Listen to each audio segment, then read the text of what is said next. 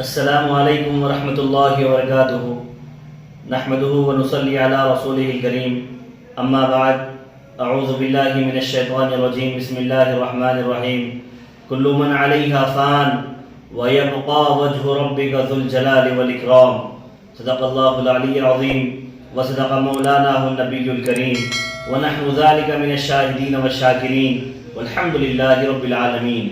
محترم سامعین کرام، آج کے اس ویڈیو کلپ کے ذریعے سے میں شہر بیدر اور اطراف کے 3 معزز شخصیات جو اس مہینے میں تقریباً اس مہینے کے اندر 3 معزز شخصیات نے اس دار فانی کو الوداع کہا ہے، میں ان کے لیے تعزیت پیش کرتا ہوں۔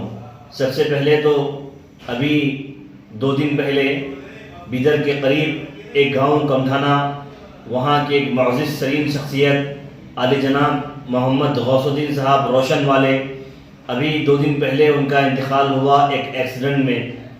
ان کے لیے بھی ہم تعزیت پیش کرتے ہیں اور ان کے حق میں دعا کرتے ہیں، اللہ تعالیٰ ان کی بال بال مغفرت کے فیصلے فرمائے، کروٹ کروٹ سکون عطا فرمائے۔ اور 2 شخصیات جو شہر بیدر کے رہنے والے ہیں، ایک عالی جناب محمد ساقی صاحب 5 سال تعلیم، اور ایک عالی جناب رومان قادری صاحب، ان کا بھی انتقال ہوا۔ دو اہم شخصیات جو بیدر کے رہنے والے تھے، ان کا بھی انتقال ہوا۔ اللہ تعالیٰ ان تمام مرحومین کی بال بال مغفرت کے فیصلے فرمائے، ان کو ان کی فیملی کو تعزیت پیش کرتے ہیں، اور ہماری طرف سے اور ہمارے استاد محترم حضرت مولانا مفتی غلام یزدانی صاحب اشاعتی دامت برکاتہم کی طرف سے تعزیت پیش کرتے ہیں اور ان کی حق میں دعا کرتے ہیں کہ اللہ تعالیٰ ان کی بال بال مغفرت کے فیصلے فرمائے، کروٹ کروٹ سکون عطا فرمائے، لواحقین کو صبر جمیل عطا فرمائے۔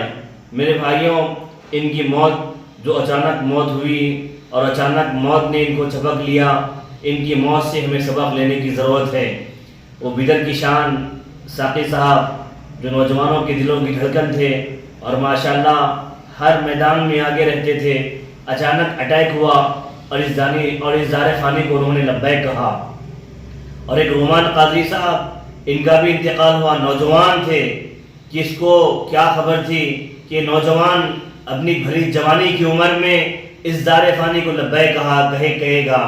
اور وہ جو شخصیت عالی جناب غوث الدین صاحب روشن والے، عصر کی نماز انہوں نے پڑھی، عصر کی نماز پڑھ کے مصافحہ کر کے لوگوں سے آپ جا رہے تھے اور ایک گاڑی والے نے انہیں ٹکر ماری، اسی جگہ پہ ان کی حالت تشویشناک ہو گئی اور دواخانہ لے جانے کے بعد ان کا انتقال ہو گیا۔ ان لوگوں کو کیا پتا تھا کہ یہ لوگ دنیا چھوڑ کے چلے جائیں گے اور دنیا میں اپنے سب کچھ دن مال دولت وغیرہ سب کچھ چھوڑ کے چلے جائیں گے؟ انہیں کیا خبر تھی؟ ہمیں ان سب کی موت سے سبق لینے کی ضرورت ہے۔ میرے بھائیوں، پتہ نہیں کہ ہم بھی کب اس دنیا کو چھوڑ کے چلے جائیں، اور پتہ نہیں کہ کب ہمارا جلتا ہوا چراغ بجھ جائے اور کب ہمارا سورج غروب ہو جائے۔ ہمیں کوئی اس کا علم نہیں ہے، ہمیں اس کا کوئی پتہ نہیں ہے۔ اس لیے میرے بھائیوں، ان تمام کی موت سے ہمیں سبق لینے کی ضرورت ہے، اللہ کے احکامات پر زندگی گزارنے کی ضرورت ہے۔ کوئی اس دنیا کے اندر رہنے کے لیے نہیں آیا۔ کسی شاعر نے کیا خوب کہا، موت سے کس کو رستگاری ہے، موت سے کس کو رستگاری ہے، آج اس کی تو کل میری باری ہے۔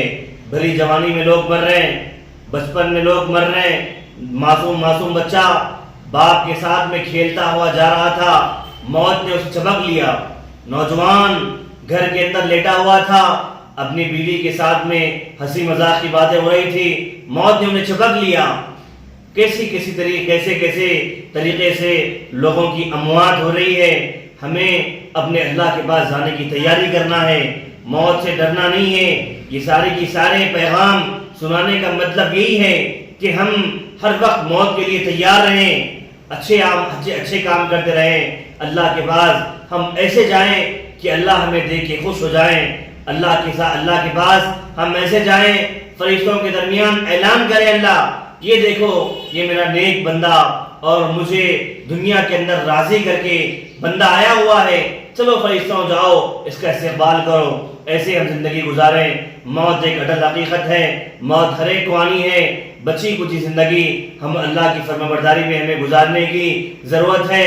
اس کے لیے سب سے پہلے میرے بھائیوں ہم نمازوں کی پابندی کریں، نمازوں کی پابندی کریں۔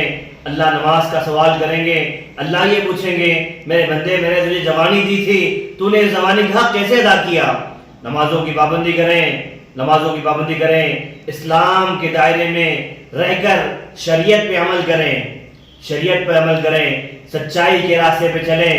روزی روٹی اگر ہم کما رہے ہیں، حلال روزی روٹی کمائیں، دنیا کے اندر جب تک رہیں اخلاق کے ساتھ میں رہیں، ماں باپ کی فرمانبرداری کرتے رہیں، بھائیوں بہنوں کے حق میں ڈرتے رہیں۔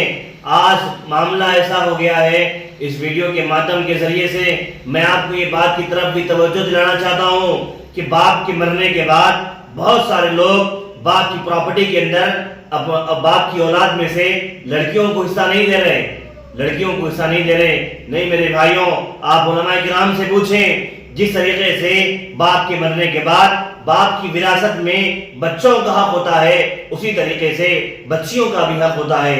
ان تمام چیزوں کو ذہن میں رکھ کر زندگی گزاریں، کسی سے لڑنا نہیں، کسی سے جھگڑنا نہیں، کسی کی غیبت نہیں، کسی کی شکایت نہیں، کسی کی برائی نہیں، اچھے اخلاق کے ساتھ میں رہ کے زندگی گزاریں، اور جب موت کا فرشتہ آئے تو ہم ایسے اعمال کریں کہ ہماری زبان پہ کلمہ طیبہ جاری ہو جائے۔